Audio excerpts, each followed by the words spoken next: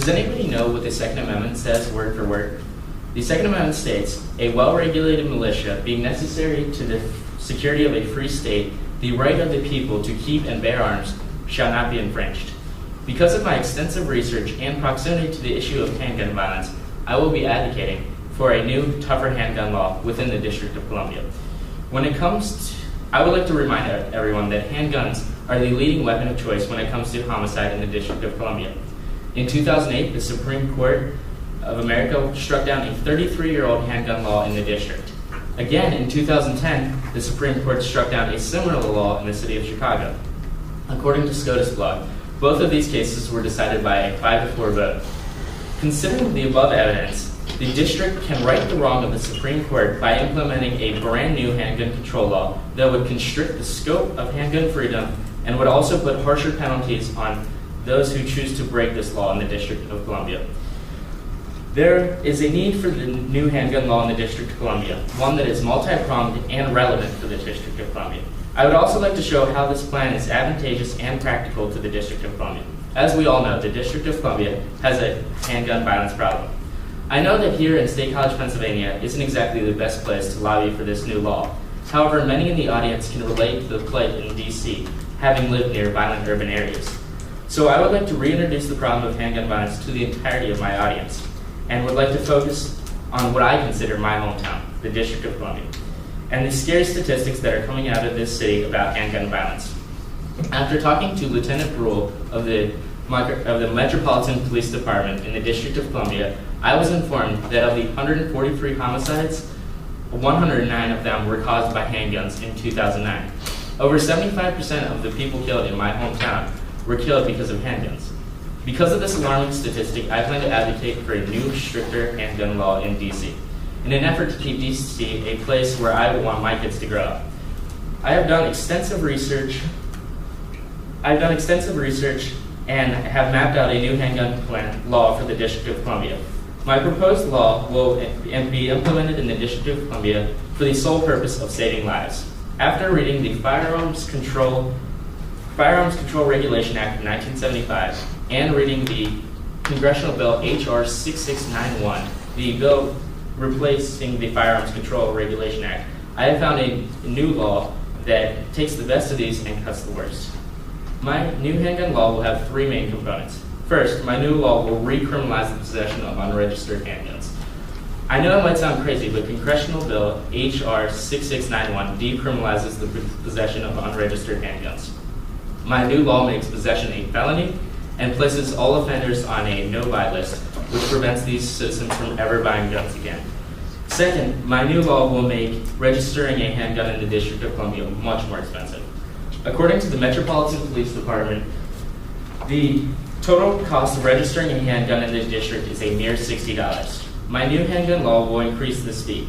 First, the registration fee will increase from $35 to $100. Second, the fingerprinting fee will be raised from $13 to $50. And lastly, the firing and weapons check fee will be raised from $12 to $50.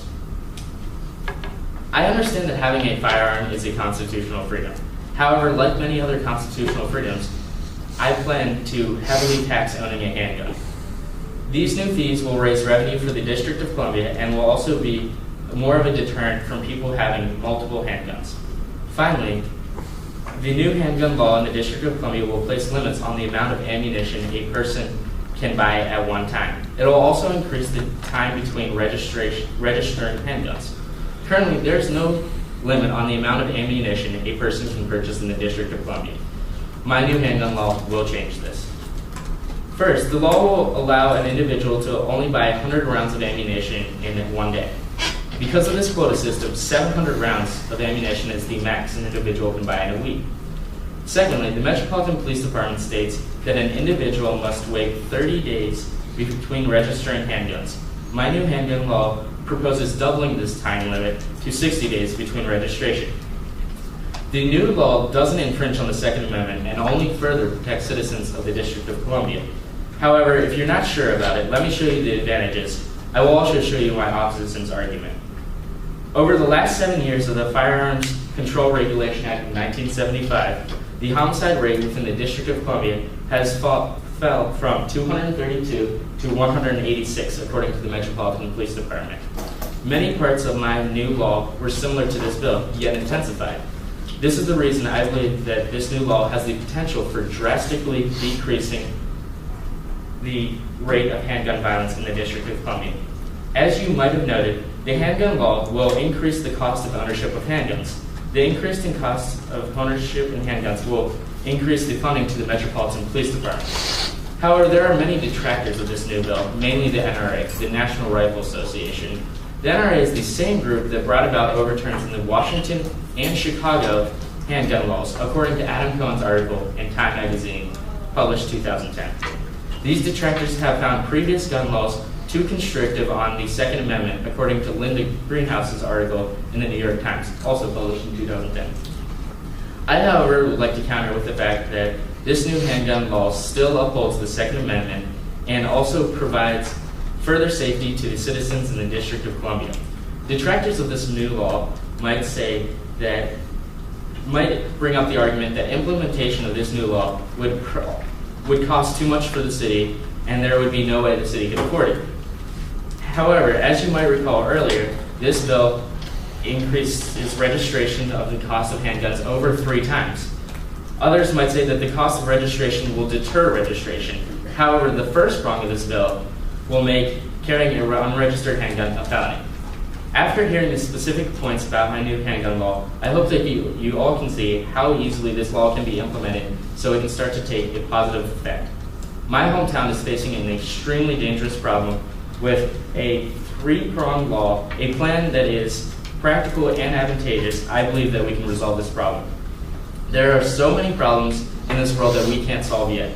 However, I believe that by enacting this law, we can take the first step to stopping handgun violence in the District of Columbia.